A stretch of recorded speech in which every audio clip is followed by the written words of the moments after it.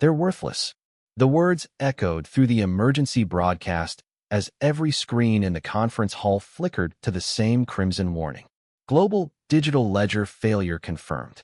All digital currencies have lost verifiable ownership. Silence swallowed the room. Then chaos exploded. People lunged for their phones. Traders screamed into disconnected headsets.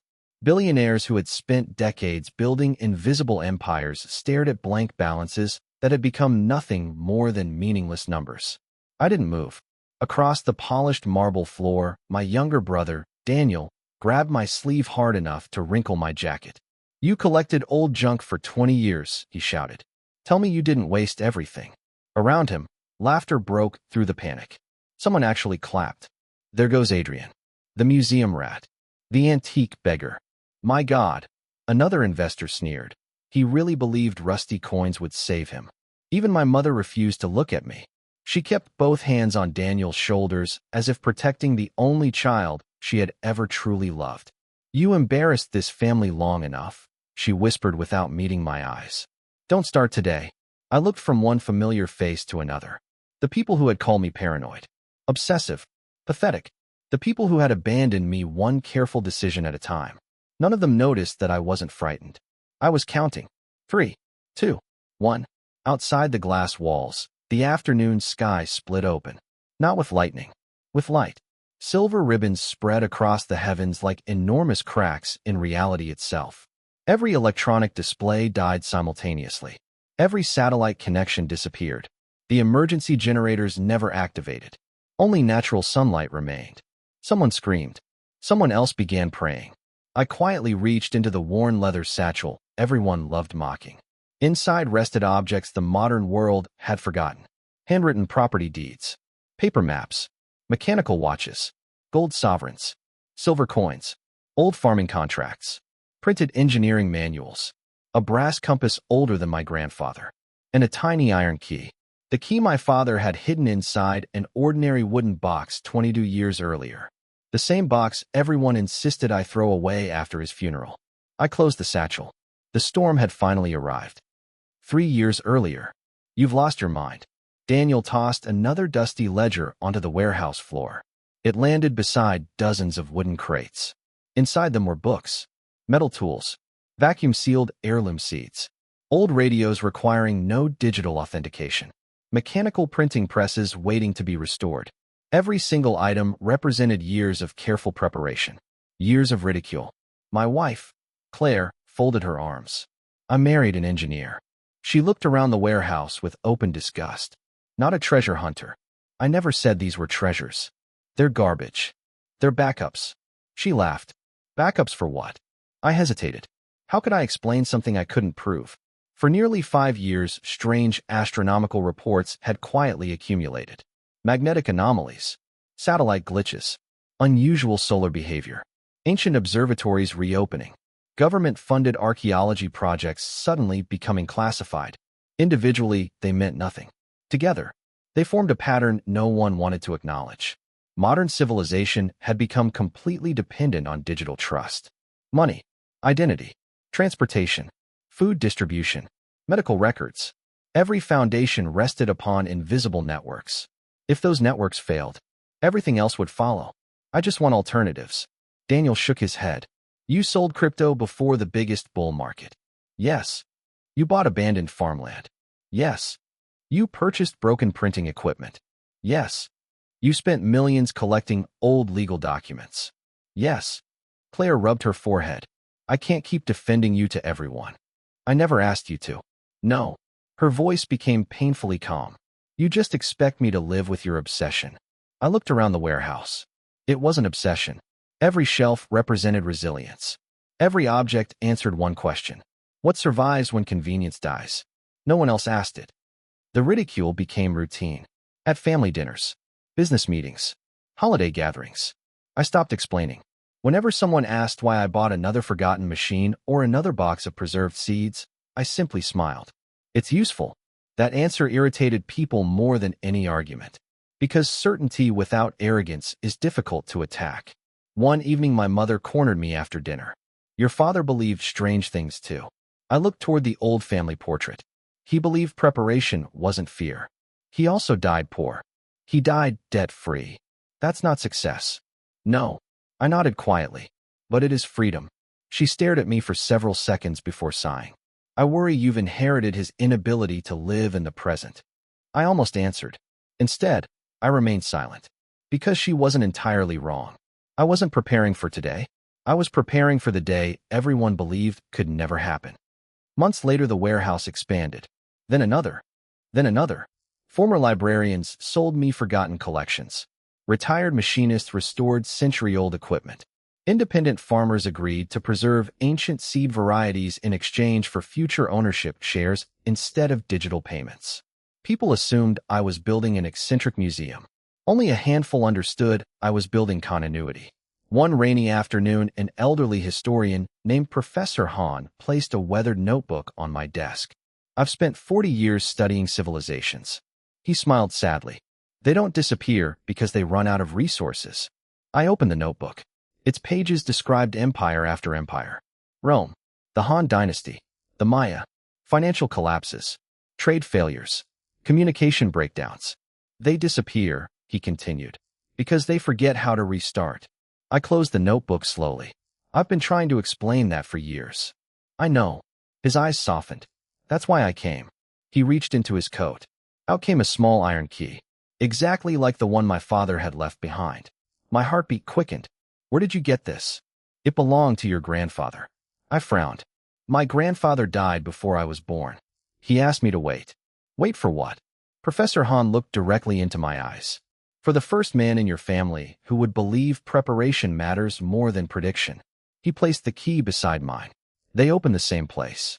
Before I could ask another question, thunder rolled across the sky. Not ordinary thunder. Something deeper. Something metallic. Professor Han turned toward the window. His expression lost every trace of warmth. It's coming sooner than I expected. The warehouse lights flickered once. Twice. Then steadied. Professor Han remained by the window, his hands clasped behind his back as rain streamed down the glass. You've seen this before? I said quietly. No. He smiled faintly. I've merely read enough history to recognize the footsteps before the army arrives. I picked up the 2 iron keys from the desk. They were almost identical, except for one detail. Mine bore a tiny engraving of a cedar tree. His carried the outline of a mountain. They opened the same place, I repeated. Where? A place your father believed would outlive banks. My father never told me. He wanted you to choose preparation on your own. I stared at the keys until they blurred. For years I had wondered why my father, practical to the point of stubbornness, had hidden one meaningless key inside an old wooden box. Every relative had laughed when I insisted on keeping it after his funeral. Your father collected nonsense, Daniel had said then.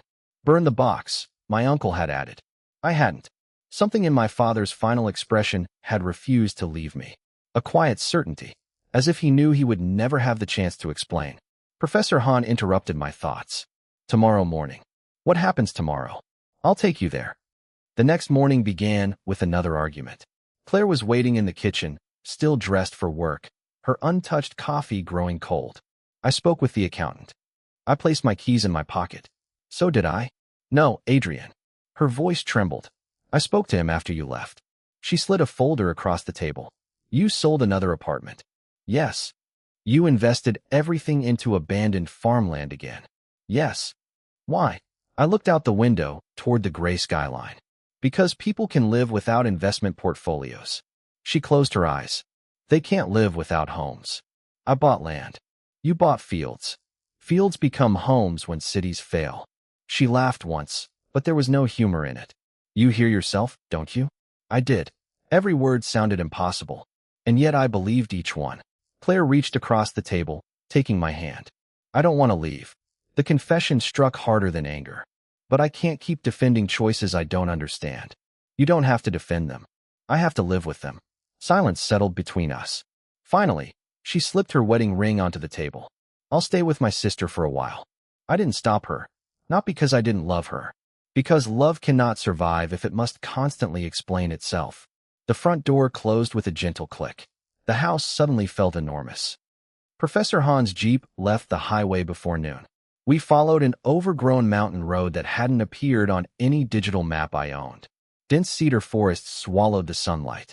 After nearly 2 hours, the road ended before an abandoned stone monastery clinging to the mountainside.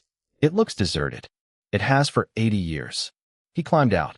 But appearances have always been civilization's favorite lie. Inside, dust coated everything. Collapsed beams. Broken statues. Ancient shelves stripped bare. Nothing suggested anyone had visited in decades. Professor Han walked directly to a cracked stone altar. Your key. I handed him mine. He inserted it into an opening so narrow I hadn't noticed it. Nothing happened. The second, I placed my grandfather's key beside it. 2 clicks echoed through the chamber. The altar shifted. Stone ground against stone as a hidden staircase slowly emerged beneath centuries of dust. Cold air rose from below. Not stale. Fresh. As though the underground chambers had somehow continued breathing. We descended in silence. At the bottom waited an enormous vault. Not filled with gold. Filled with knowledge. Rows of preserved books. Mechanical machine tools sealed in wax. Hand-operated medical equipment. Water purification systems. Printed engineering blueprints. Maps. Seeds stored inside climate-controlled ceramic chambers. Shelves of handwritten records stretching into darkness. I stopped walking. This, Professor Han finished the sentence for me, isn't a treasure. It's a beginning. He nodded. For generations, families quietly contributed to this place. Why hide it? Because people only value preparation after disaster. My eyes moved across thousands of carefully labeled crates. Each represented decades of patient work. Not by governments. Not by corporations. By ordinary people who refused to believe progress was irreversible. On the far wall hung a brass plaque. My father's name appeared among dozens of others. Below it was a blank space. Professor Han looked at me. One day your name will belong there. I don't deserve that. You will. His confidence unsettled me. Then he became strangely serious. There's one final rule. What rule? When the storm comes. He paused. You must never use this place for revenge. I frowned. What do you mean? The people who mocked you will come. My family. Yes. My investors. Yes. My competitors. They'll all come. I swallowed. And you must decide whether this vault becomes another kingdom. He rested a hand on one of the ancient shelves, or the foundation of a civilization. His words lingered long after we left. That evening, standing outside the monastery, I looked toward the horizon. Far beyond the mountains, faint silver streaks shimmered across the sky for only a heartbeat before disappearing. Too brief for headlines. Too strange for explanation. Too real to ignore. Without thinking, I tightened my grip on the satchel at my side. For the first time in years, I wasn't wondering whether I had prepared enough. I was wondering whether I had prepared my heart for the people who would return only after they had nowhere else to go. The silver scars in the sky became impossible to dismiss. At first they appeared only for a few seconds before dawn or after sunset. Astronomers called them atmospheric refraction. Government agencies blamed unusual solar activity. Television hosts laughed at conspiracy theories between advertisements for investment platforms and the latest digital banking innovations. Life continued. People wanted it to continue. That was always the easiest lie to believe. I stopped trying to convince anyone. Instead, I expanded the network. The abandoned textile mill I had purchased 2 years earlier slowly transformed into a workshop. The rusted looms disappeared, replaced by hand-operated machine tools, woodworking benches, mechanical lathes, and printing presses rescued from forgotten museums. The workers who joined me were not wealthy. Most had simply become invisible. An aging machinist named Victor ran his hand across a restored flywheel with almost paternal affection. They replaced this with automation 15 years ago, he murmured. I smiled. And yet it still works. It'll outlive most computers. Across the room, Mira, a former librarian whose entire branch had been replaced by digital archives, carefully cataloged thousands of printed books. History, medicine, agriculture, engineering, navigation. Every volume received waterproof wrapping and duplicate copies. Nothing depended on electricity. Nothing depended on passwords. Watching them work gave me a quiet satisfaction I had not felt in years. Not because disaster was coming, because purpose had finally found people who understood it. News of my expanding warehouses spread through the city. not as admiration, as entertainment. One afternoon, Daniel arrived without warning. He stepped out of a polished electric sedan, wearing an expensive suit and a smile that had never reached his eyes. He looked around the workshop with theatrical disbelief. "You've hired retirees? They're experienced. They're obsolete." Victor kept polishing a gear without looking up. "So were steam engines," he muttered. Daniel ignored him. "You've invested millions into this?" "Yes." He walked past shelves of preserved food, hand tools, and seed vaults. "I almost admire the commitment." "You didn't come here to admire anything." "No." His smile widened. "I came with an offer." He placed a sleek tablet on the table. "Our investment group wants this property. We're expanding. You'll make 3 times what you paid." "I won't sell." "You haven't even looked." "I don't need to." His jaw tightened. "For once in your life, think financially." "I am." He laughed. "No." He gestured toward the windows. "The future is digital." "It is. And you're hiding in a factory from the 19th century.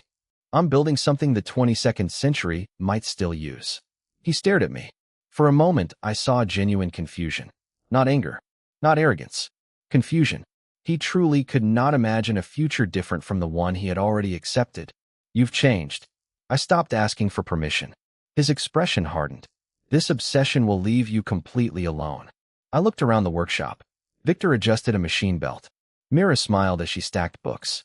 Young apprentices practiced repairing mechanical clocks under the guidance of elderly craftsmen. "I don't think I'm alone." Daniel left without another word. The offer remained unsigned on the table. 2 weeks later, Claire visited. She stood quietly near the entrance, watching volunteers pack medical kits into wooden crates. "You've grown." "The warehouse." "No." She looked directly at me. "You." Her words surprised me. "I thought you'd be angry forever." "I was." She hesitated. Then I realized something. "What?" "You never asked anyone else to sacrifice." I waited. "You sacrificed your own comfort first." That sentence carried more weight than any apology. She walked between the shelves, touching crates labeled water filters, grain seeds, printed maps. "I used to think these were symbols of fear. And now, they're symbols of responsibility." A long silence followed. Finally, she asked the question everyone eventually asked. "Do you know something?" "No." "Then why are you so certain?" I picked up a weathered farming journal. "My father used to say certainty is dangerous."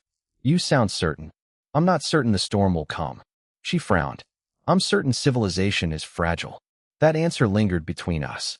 Claire nodded slowly. "I still can't stay." "I know. But..."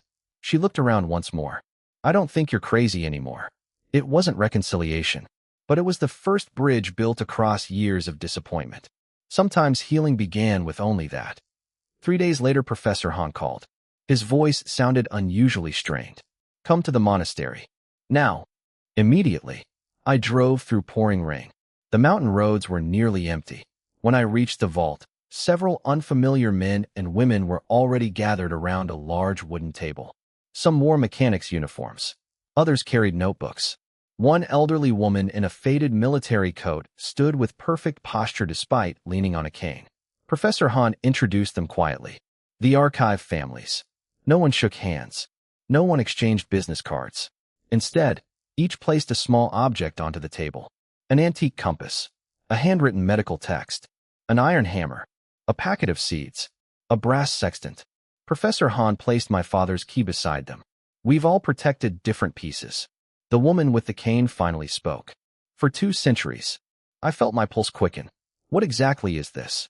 She looked directly at me. "A promise." "To whom?" "To people who haven't needed us." She paused. "Yet." The meeting continued long after darkness settled over the mountains. Candles illuminated the massive chamber, casting long shadows across shelves that held the accumulated wisdom of generations. No one raised their voice. No one sought attention. Each family represented a different form of knowledge that modern society had quietly discarded. One preserved traditional medicine. Another safeguarded ancient irrigation techniques. A retired naval engineer had spent 40 years restoring mechanical navigation equipment. An elderly printer possessed complete sets of movable type capable of producing thousands of books without electricity. I realized I was sitting among people the world had dismissed as relics. Exactly as it had dismissed me. Professor Han unfolded a faded map. This is not one vault. My eyebrows rose. What? He placed small brass markers across different regions. There are 12. The room remained silent. 12 archives, he continued. Independent. Hidden. Each capable of sustaining nearby communities if modern infrastructure collapses. The realization left me speechless. I had believed my preparation was unusual. Instead, I had unknowingly become part of something far older than myself. The elderly woman tapped one of the markers with her cane. My name is Eleanor. Her voice was firm despite her age. My grandfather began preserving clean water systems after the influenza pandemic. Another man spoke. I'm Raphael. He smiled wearily. My family collected non-electric medical instruments. A younger woman adjusted her glasses. My parents stored printing equipment after every publisher switched completely to digital. Around the table, similar stories unfolded. Different lives. The same quiet choice. Prepare without recognition. Give without expectation. When everyone had finished, Professor Han turned toward me. You have the largest collection of heirloom seeds. I've been fortunate. No. Eleanor shook her head. You've been patient. The distinction mattered. Weeks passed. The workshop expanded into a small community.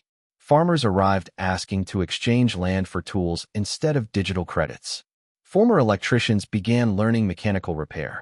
Retired teachers volunteered to copy essential textbooks by hand. The world outside still laughed. Inside the mill, no one cared. One afternoon, Mira hurried toward me carrying a printed newspaper. You should see this. Across the front page, a photograph showed Daniel standing beside several government officials.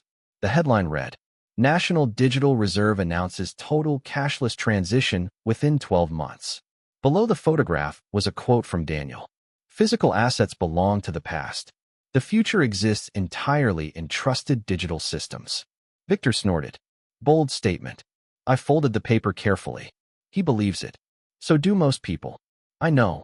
I placed the newspaper into the archive instead of throwing it away. History deserved to remember confidence as accurately as failure. That evening my mother arrived unexpectedly. She looked exhausted. Not angry. Simply tired. I heard Daniel visited. He did. He says you're refusing every offer. I am. She sat on a wooden bench, looking strangely out of place among crates and machinery. Your father would have been proud. The words caught me completely off guard. You never said that before. I couldn't. Her hands trembled slightly. I spent years believing practicality meant following the majority. She looked around the workshop. But your father believed practicality meant surviving the majority's mistakes. Neither of us spoke for several moments. Finally, she whispered, I should have listened to him. Regret softened her features in a way I had never seen. I wanted to comfort her. Instead, I simply sat beside her. Sometimes forgiveness began before either person spoke the word. She reached into her handbag. I found this while cleaning the attic. It was an old envelope addressed in my father's handwriting. For Adrian. Only when he no longer needs my approval. My chest tightened. My mother looked away. I think, now is the right time. After she left, I carried the letter into my office. The paper had yellowed with age. Inside was only a single handwritten page. Son, if you're reading this, you finally stopped trying to prove yourself. Good. People mistake preparation for pessimism because preparation reminds them they are vulnerable. Never argue. Never beg to be believed. Build quietly. Those who understand will help. Those who don't will leave. Let both happen. At the bottom was one final sentence. When the sky changes, remember that your first duty is not to protect what you own, but to protect what remains possible. I read the letter 3 times, then carefully placed it beside the 2 iron keys. Outside, a low rumble echoed across the night sky. Not thunder. Something deeper. The lights flickered once. Every machine in the workshop briefly stopped before restarting on their own. Workers exchanged uneasy glances. Victor looked toward the windows. I've repaired machines for 50 years. He swallowed hard. I've never heard electricity sound afraid. None of us answered. Far above the clouds, another silver fracture slowly spread across the heavens, wider than any before, remaining visible long enough for every person in the yard to stop working and stare in stunned silence. No one laughed this time. The next morning, the markets opened as if nothing had changed. The commentators smiled. Financial analysts confidently dismissed the previous night's strange celestial phenomenon as an unusual atmospheric event. Digital trading volumes reached another historic high. People celebrated. The workshop did not. Victor silently sharpened a set of hand tools. Mira continued wrapping books in waxed cloth. No televisions played. No one bothered checking investment prices anymore. We had work that would still matter tomorrow. Near noon, Professor Han arrived without warning. His face looked older than it had only a week before. They've started. I looked up. Who? The governments. He handed me several printed reports. Emergency directives. Confidential infrastructure advisories. Satellite maintenance alerts. None of them directly mentioned the storm, but together they painted a disturbing picture. Critical communication satellites were suffering unexplained synchronization failures. Military navigation systems had begun reporting impossible coordinates. Digital timing networks occasionally drifted by several milliseconds before correcting themselves. Tiny errors, each harmless on its own, catastrophic together. They know something is wrong. They know something is changing, Professor Han corrected. They still believe they can fix it. Can they? He remained silent. That silence answered everything. By evening, Daniel appeared again. This time he wasn't smiling. His expensive suit looked wrinkled, and dark circles surrounded his eyes. He entered my office without waiting to be invited. Close the door. I did. He paced the room before finally stopping in front of my desk. Our payment network went down for 43 minutes. I said nothing. No backup worked. Silence. The regulators say it's temporary. I watched him carefully. But, he hesitated. I remembered something you said. What? Civilization is fragile. His voice sounded almost embarrassed. I've never forgotten it. I leaned back. You didn't come here for a lecture. No. He swallowed. I came to ask what you're preparing for. I studied my younger brother.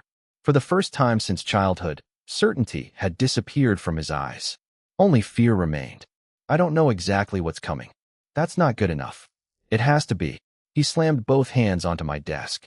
Stop speaking in riddles. I'm not. His breathing became uneven. Our systems are failing. I know. Our investors are panicking. I know. Our insurance companies can't explain the anomalies. I know. He stared. How? I've been watching. He closed his eyes. For several seconds neither of us spoke. Then he quietly asked, what should I do? The question carried no pride, only desperation. I answered honestly. Reduce dependence. On what? Everything digital. He laughed bitterly. That's impossible. Then prepare for impossible consequences. He left without another word. I did not stop him. I did not chase after him. Every person had to decide what they were willing to believe before reality forced the decision. That night, Claire called. Her voice trembled. The hospital lost patient records. When? This afternoon. Did they recover them? Mostly. The hesitation frightened me more than the answer. But not all. No. She took a shaky breath. People are beginning to panic. I closed my eyes. It had begun. Not with explosions. Not with riots. With uncertainty. The invisible thread holding modern life together had started to fray. 3 days later, the first bank temporarily suspended withdrawals. Officially, it was scheduled maintenance. Unofficially, no one believed that. Crowds gathered outside branches. Businesses demanded paper receipts again. Old cash registers suddenly became valuable. Mechanical calculators sold out across the country. The workshop grew busier every hour. People who had laughed months earlier now quietly asked whether we had spare tools, or seeds, or printed manuals. We never asked where they had come from. We simply helped. Professor Han noticed. You don't seem surprised. I expected this. No. He smiled sadly. I mean your kindness. I looked toward volunteers loading supplies into trucks. If I waited 20 years preparing only to become selfish. I shook my head. I would have misunderstood the purpose. He nodded once. Your father truly chose well. Late that evening, the emergency radio crackled. Static. Then a single sentence. All satellite positioning services are temporarily unavailable. The room fell silent. Victor slowly lowered his wrench. Mira stopped writing. Outside, every compass on the workshop wall rotated at the same time. Then settled, pointing somewhere they never had before. The following dawn arrived beneath an unfamiliar sky. The sun still rose in the east. But the faint silver fractures stretching across the heavens had become visible even in daylight, like delicate veins spreading through blue glass. People stood in the streets looking upward. No one laughed anymore. News channels stopped calling it an illusion. Scientists held emergency press conferences. No one offered an explanation. Our gates opened before sunrise. Families arrived carrying whatever they believed still had value.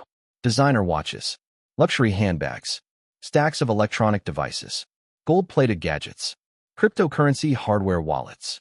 One middle-aged businessman placed a velvet box on my desk. Inside rested an expensive digital authentication key. It was worth $2 million. It isn't now. I know. His shoulders slumped. I'll trade it. For what? Seeds. I looked at him for a long moment, then quietly pushed the box back. You can keep it. He blinked. I don't want it. I know. I opened a nearby cabinet and removed several packets of grain, beans, and vegetable seeds. Along with them came a printed planting guide. He stared in disbelief. How much? Nothing. His eyes reddened. Why? Because you'll feed someone besides yourself. He tried to speak. No words came. Instead, he bowed deeply before leaving with trembling hands. Victor watched from across the room. You're emptying the warehouse. We stored enough. What if they all come?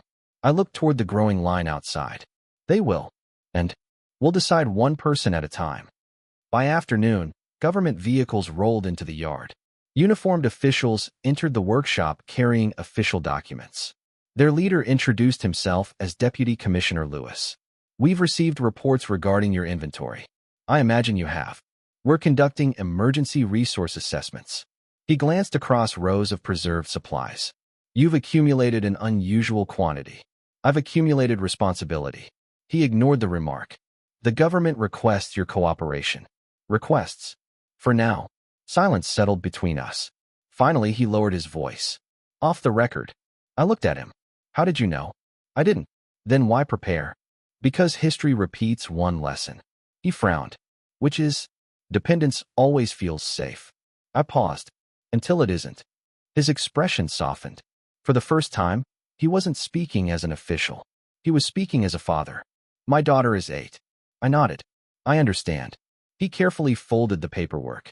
I'll report that your inventory has already been allocated. You'll lie? I'll choose accuracy. He glanced toward the volunteers packing food. These aren't stockpiles. They're lifeboats. He extended his hand. This time I shook it. When the convoy departed, Mira exhaled deeply. I thought they'd confiscate everything. So did I. Why didn't they? I watched the trucks disappear beyond the trees. Because even institutions are made of people. That evening, Professor Hahn never arrived. Instead, Eleanor came alone. Her cane was stained with fresh mud. She looked exhausted. Vault 7 is gone. My stomach tightened. What happened? A landslide. The archives. Destroyed. Silence crushed the room. For nearly 2 centuries, 12 hidden vaults had quietly preserved humanity's forgotten knowledge. Now there were 11. Eleanor lowered herself into a chair. We lost thousands of handwritten medical texts. No one spoke. The loss felt strangely personal. Not because I had ever seen those books. Because every page had represented someone's lifetime of quiet devotion. After several minutes, Eleanor looked directly at me. The others voted. I frowned. About what? If the worst arrives. She slid a sealed envelope across the table. Your workshop becomes the central archive. I stared at the envelope without opening it. I never asked for that. No.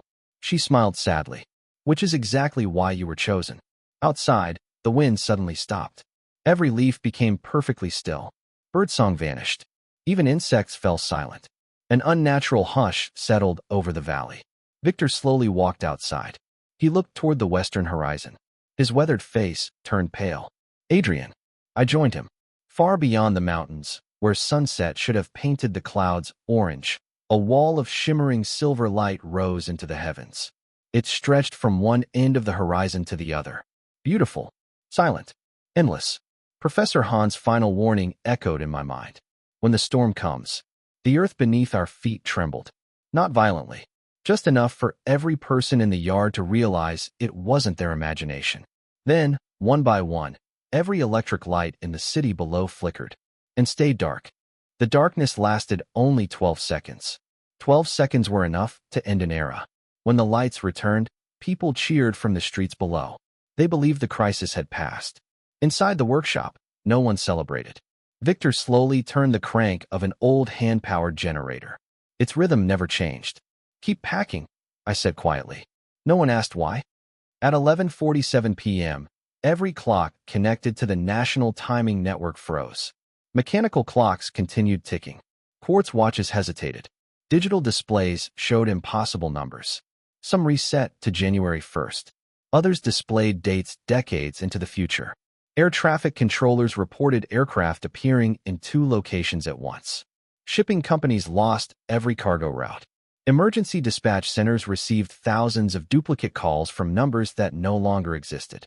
Then, just after midnight, the sky opened. Not with thunder, not with fire.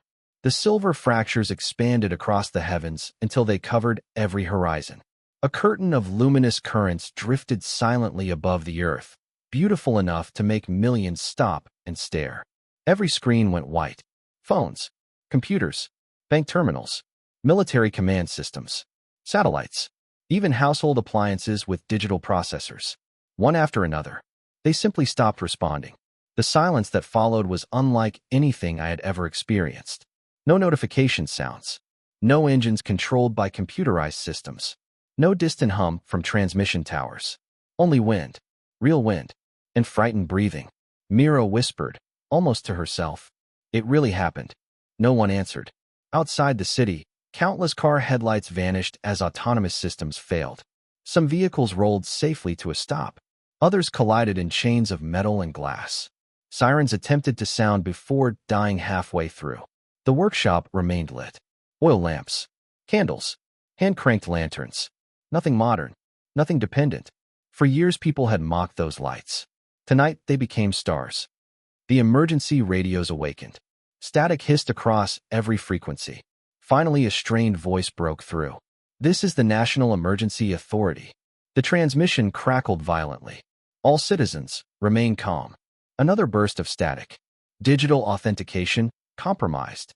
Silence. Then one final sentence. "Use physical identification whenever possible." The broadcast ended forever. Victor lowered the volume. They finally admitted it. "Yes, but it's already too late." I nodded. The announcement wasn't a warning. It was history catching up. Within an hour, people began arriving. Not dozens. Hundreds. Families carrying frightened children. Doctors holding paper notebooks because electronic records had vanished. Police officers whose encrypted communication systems had collapsed. Farmers. Teachers. Mechanics. Neighbors.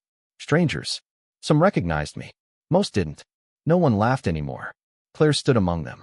She looked exhausted, wearing wrinkled hospital scrubs stained with dust. When our eyes met, she didn't speak immediately. Instead, she crossed the yard and quietly embraced me. Not tightly, not dramatically, just enough to say what words could not. "We lost everything." I gently rested a hand on her shoulder. "No." She looked confused. "The records, the network, the equipment." I shook my head. "You still remember how to help people." Tears finally escaped her composure. "I wasn't sure you'd let me come. I never closed the gate." She cried silently. Around us, volunteers guided frightened families toward food, blankets, and water. No one asked about bank balances. No one mentioned investments.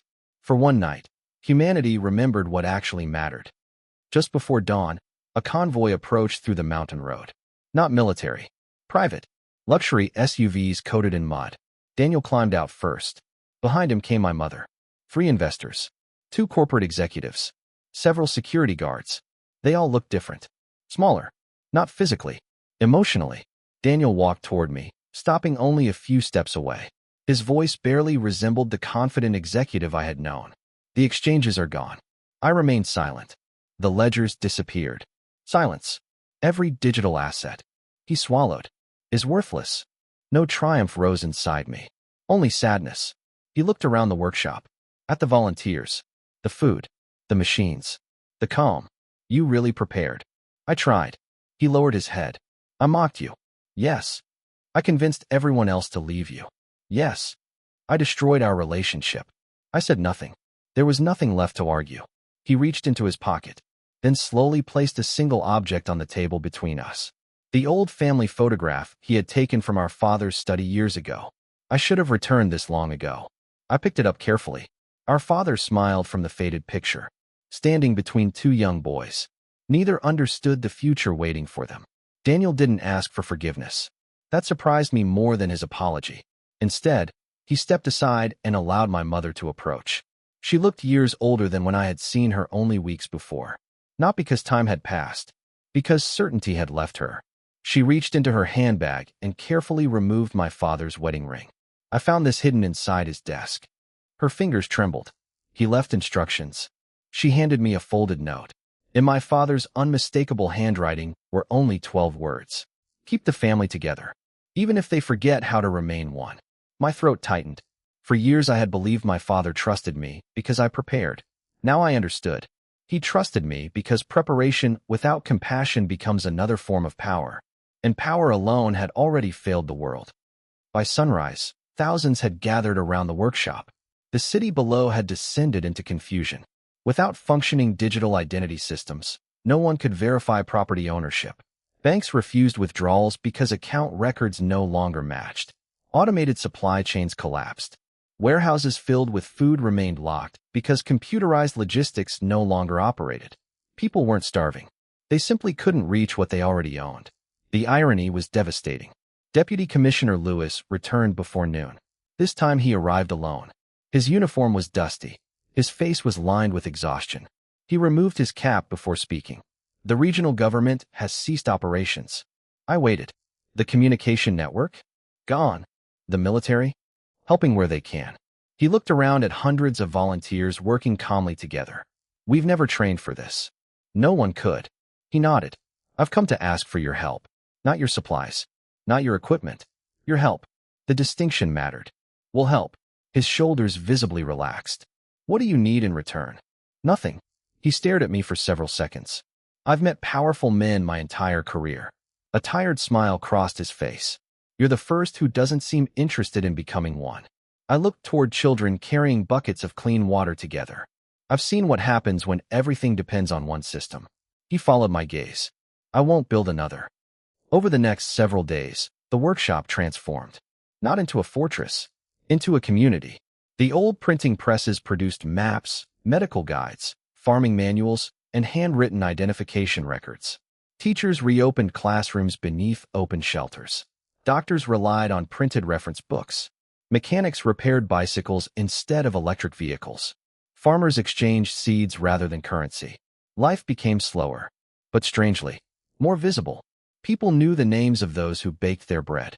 They knew who repaired their tools, who taught their children, who cared for the elderly. The invisible systems that had once connected everyone had disappeared. Human relationships quietly took their place. One afternoon, an angry crowd marched toward the workshop gates. At their front stood several wealthy investors who had once ridiculed me publicly. One pointed directly at me. He planned this. Another shouted. He manipulated the markets. A third raised a stack of worthless digital certificates. He profited while we lost everything. The accusations spread quickly. Fear always searched for someone to blame. Before I could respond, Daniel stepped forward. No. The crowd fell silent. I was there. His voice carried across the yard. I laughed at him. I rejected him. I encouraged everyone else to reject him. He turned toward the people he once led. He never asked us to follow him. He never forced anyone. He simply prepared. Someone shouted back. Then why didn't he warn us? Daniel closed his eyes. He did. The words hung heavily in the air. We were too busy mocking him to listen. No one answered. One by one, people lowered their eyes. Not because I had defeated them, because the truth required no further argument. The crowd dispersed as quietly as it had arrived. Professor Hahn's warning echoed once more. Never use this place for revenge. I finally understood. Revenge would have been easy. Witnessing people confront themselves was infinitely more powerful. That evening, as the silver glow slowly faded from the heavens for the first time in days, Eleanor approached me carrying the brass plaque from the hidden archive. Without ceremony, she fastened it beside the entrance to the workshop. Below my father's name, she engraved another. Adrian Mercer. I looked at her in surprise. I haven't earned that. She smiled gently. You didn't inherit this place. You became worthy of it. Beyond the gates, People continued rebuilding, not the world they had lost, but one they could finally understand. Morning no longer began with alarm clocks. It began with footsteps. Children carried water before sunrise, laughing as they raced each other toward the hand pumps. Bakers lit brick ovens while the air was still cool. Farmers checked seed beds by touch instead of consulting weather apps. The workshop courtyard, once mocked as a monument to the past, had become the heart of a growing settlement. No one called it a city. People simply called it home. I stood beside Victor as he watched two teenage apprentices repair a mechanical grain mill without being told what to do. "You notice it?" he asked. "What?" "They're arguing." I smiled. "They are, but not about who gets credit." The two boys debated gear ratios, then burst into laughter when one proved the other wrong. Victor folded his arms. "They're learning to solve problems instead of reporting them." For the first time in months, I allowed myself to smile without restraint. The storm had destroyed dependence. It had also awakened responsibility. The printing hall had become the busiest building in the settlement. Mira stood before rows of volunteers carefully operating restored presses. Metal letters clicked into place. Ink rolled evenly across paper. Fresh pages emerged carrying practical knowledge instead of advertisements. Medical instructions, farming calendars, engineering diagrams, maps of nearby communities. Children gathered stacks before delivering them by bicycle to neighboring villages. Mira handed me the newest booklet. Across the cover were simple words. "Knowledge belongs to everyone." "I thought you'd like the title." "I do." She hesitated. "We've printed 5,000 copies. And they're asking permission to copy them." I looked up. "Permission?" She nodded. "They think the books belong to us." I shook my head. "They belong to whoever uses them." She smiled. "I knew you'd say that." Before noon, wagons from 3 nearby settlements arrived. Not to request food, to exchange skills. One community offered experienced blacksmiths. Another brought beekeepers. A third sent teachers willing to establish schools. The conversations felt different from the old economy. No one asked, "What is this worth?" Instead, they asked, "What can we build together?" The difference changed everything. Claire returned that afternoon carrying a worn leather medical bag. She had cut her hair shorter. Dark circles still surrounded her eyes, but they no longer carried despair.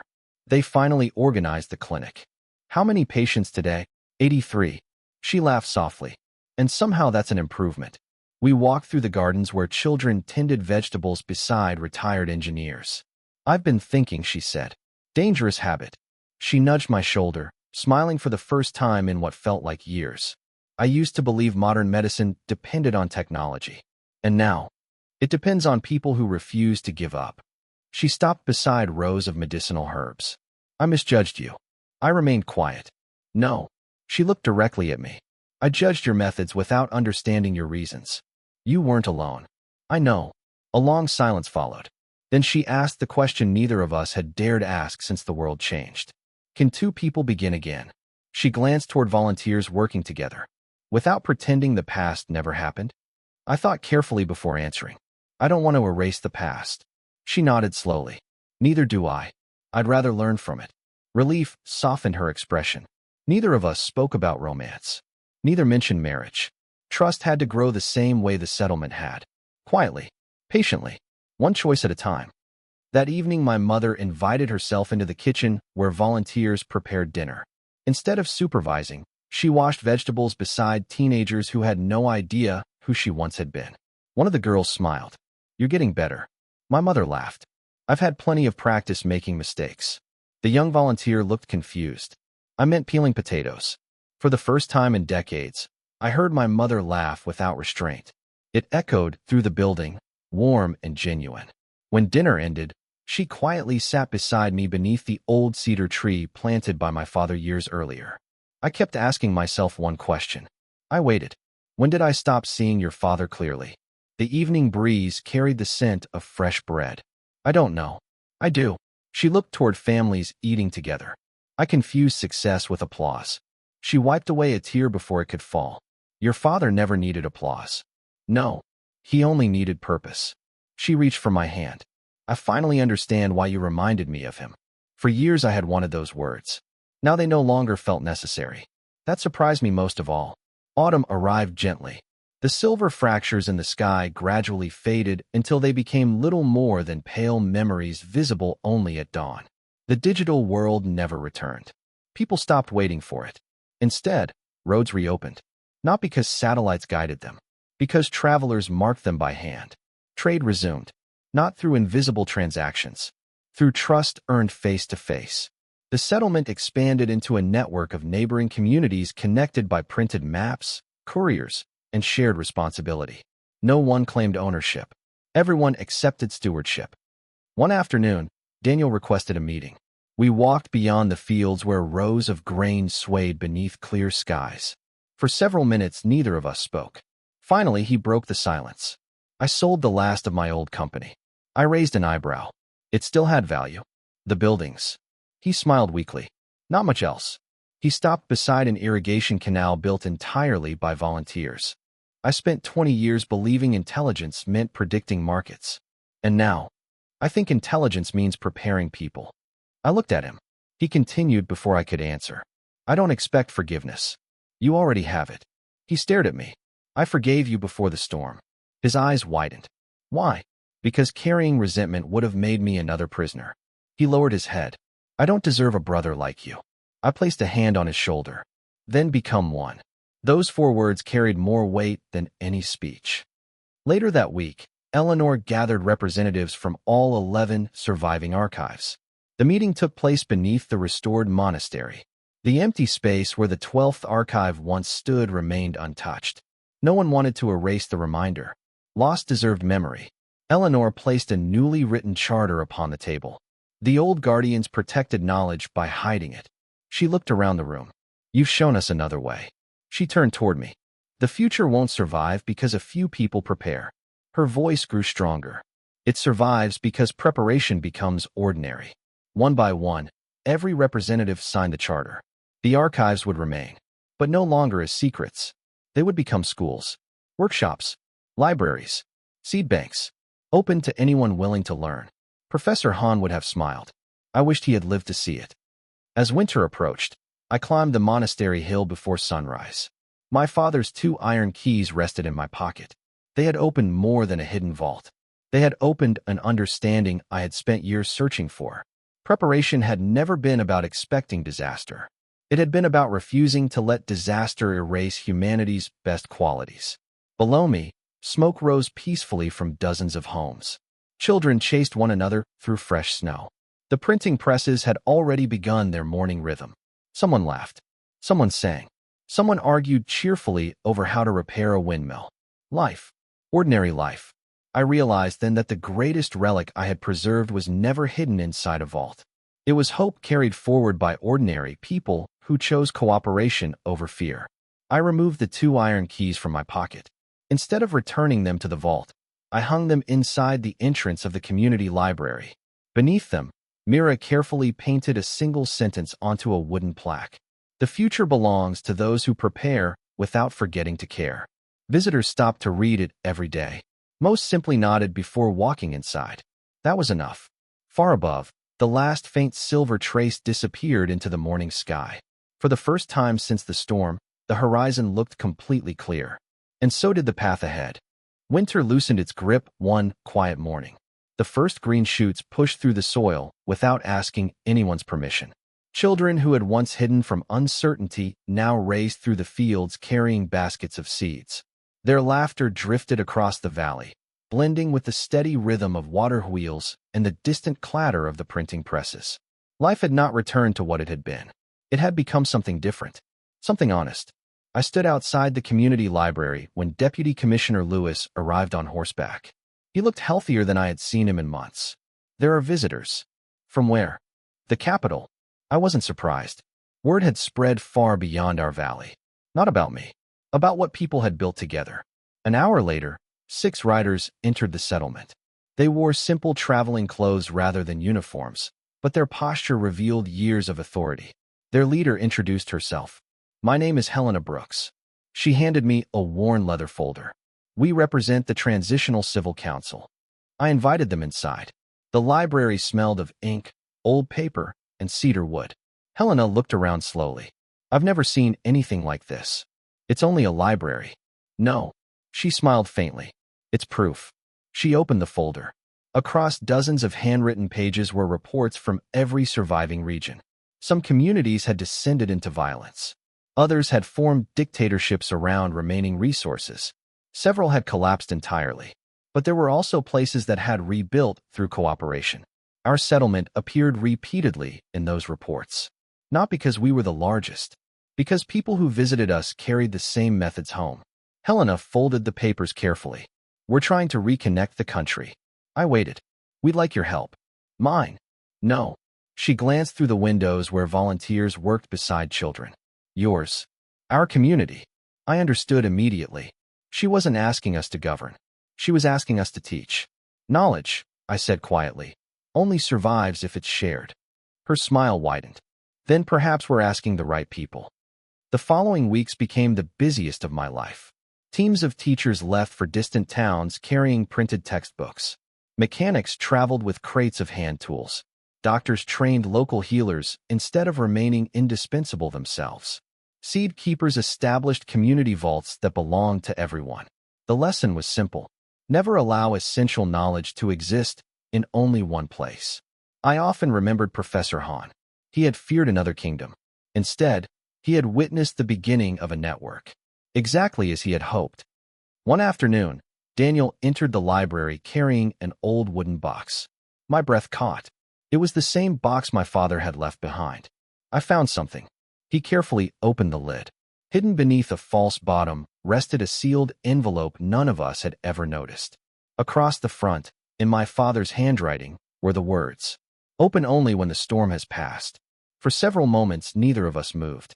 Finally, I broke the wax seal. Inside was a single letter. My sons, if you're reading this together, then the greatest part of my plan succeeded. I looked up at Daniel. His eyes were already wet. I continued reading. The world will always change faster than people expect. Machines will improve. Markets will rise. Empires will promise permanence. Do not hate those who believe them. Every generation mistakes its greatest invention for immortality. I paused to steady my voice. Daniel quietly finished the final paragraph aloud. If you remain brothers after the storm, then our family will be wealthier than any fortune ever measured. Silence filled the room. No investment. No inheritance. No hidden gold. Just wisdom. Daniel closed the box. I spent my entire life chasing the wrong fortune. So did many people. He smiled through tears. The difference is, he looked toward the children reading nearby. We still have time to teach them better. That evening, I walked alone to my father's cedar tree. The setting sun painted the valley in warm gold. I buried the letter beneath its roots. Not to hide it, to return it. Some words belonged to the future. Others belonged to the earth that had quietly carried them until they were needed. Spring festivals slowly returned. Not as celebrations of wealth, as celebrations of survival. Communities from every direction gathered in the valley once each year. Instead of competing for prestige, they exchanged seeds, books, tools, and stories. Children listened wide-eyed as elders demonstrated forgotten crafts. Blacksmiths worked beside engineers. Doctors learned from herbalists. Teachers traded lessons with farmers. Every skill found its place. One afternoon, I noticed a young boy staring at the 2 iron keys hanging inside the library entrance. They're old. They are. Were they magic? I smiled. What do you think? He considered the question seriously. They opened something important. They did. A treasure? Yes. His eyes widened. Where is it? I looked around the library. Shelves filled with books. Students copying maps. Volunteers repairing bindings. Neighbors discussing irrigation plans. Children reading beneath the windows. It's all around you. The boy frowned. I don't understand. You will. He nodded as though accepting a challenge before running back to his friends. Perhaps that was enough. Not every answer had to arrive immediately. Years passed. The world rebuilt itself slowly. New technologies eventually emerged, designed with lessons learned from catastrophe. Paper records existed alongside digital systems. Mechanical backups became law. Every town maintained seed reserves. Libraries once again stood beside banks. Progress returned. But this time it walked with humility. The celestial storm became history. Then legend. Then a story grandparents told children who found it difficult to imagine a world that had once trusted invisible numbers more than visible hands. One quiet evening, Eleanor, her hair now completely white, joined me outside the monastery. "You've been avoiding the plaque." I laughed softly. "I never liked seeing my name there." "You still think you didn't earn it?" I prepared. "You did more." She looked toward the valley below. "You reminded people that preparation without kindness is merely another form of control." We watched the lights appear one by one, not electric grids dominating the landscape. Warm windows illuminating homes built by neighbors who knew one another's names. Eleanor spoke one final time. "Do you know why forgotten relics survive?" I shook my head. "Because they were made to serve people." She smiled. "So were you." She passed away peacefully 3 weeks later. The valley planted 11 cedar trees in her honor, one for each surviving archive. Many years later, as gray slowly replaced the color in my hair, I unlocked the library before sunrise. The 2 iron keys still hung beside the entrance. Thousands of hands had touched them over the years. Not for luck, for remembrance. A new generation now managed the archives. They argued with fresh ideas, improved old methods, questioned traditions. Exactly as they should. Nothing remained frozen in time, not even the lessons we treasured. Before leaving, I turned the wooden sign beneath the keys over for the first time. On the back, someone, perhaps mere years ago, had carved another sentence. I smiled as I read it aloud. "Relics never save the future." I turned the sign completely. The second line completed the thought. People who remembered why they mattered did. The morning sun rose above the mountains. Birdsong filled the valley. The world moved forward once more, not because it had escaped loss, but because it had learned from it. I closed the library door behind me without locking it. Some treasures become more valuable the more freely they are shared.